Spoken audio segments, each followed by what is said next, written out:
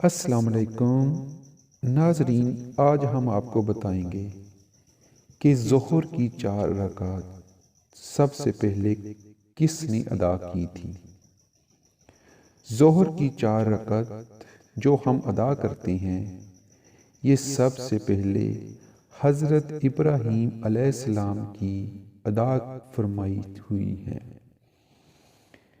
اور اس وقت ادا فرمائی تھی جس وقت وہ اپنے بیٹے حضرت ابراہیم علیہ السلام کو ذبح کرنے کے امتحان میں کامیاب ہو گئے تھے۔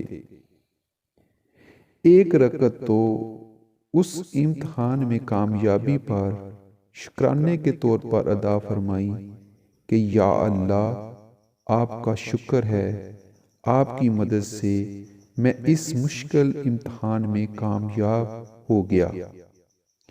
دوسری رکعت اس بات کے شکرانے میں ادا فرمائی تھی کہ اللہ تعالیٰ نے حضرت اسماعیل علیہ السلام کی اوس میں جنت سے ایک مینڈا اتارا، چونکہ یہ بھی اللہ تعالیٰ کا ایک خصوصی انعام تھا، اس لیے اس کے شکرانے کے طور پر دوسری رکعت ادا فرمائی۔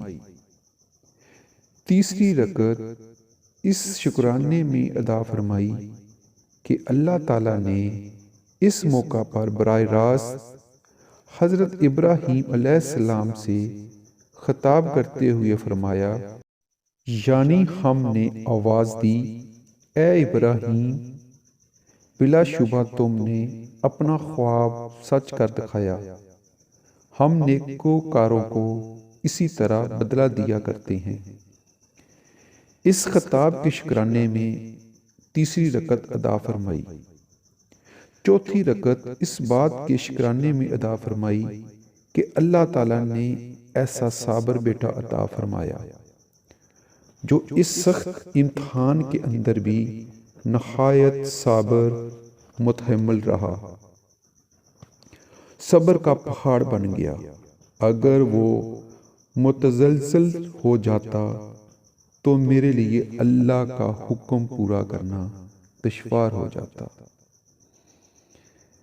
چنانچہ خواب دیکھنے کے بعد بیٹے ہی سے مشورہ کیا کہ اے بیٹے، میں نے یہ خواب دیکھا ہے، تم غور کرو، تمہارا کیا ارادہ ہے؟ بیٹے نے جواب دیا، ابا جان، آپ کو جو حکم ملا ہے وہ کر گزریے، ان قریب انشاءاللہ آپ مجھے صبر کرنے والوں میں پائیں گے۔ ایسا صابر اور متحمل بیٹا ملنے کے شکرانے میں چوتھی رکعت ادا کی۔ اس طرح 4 رکعتیں حضرت ابراہیم علیہ السلام نے ظہر کے وقت شکرانے کے طور پر ادا فرمائیں۔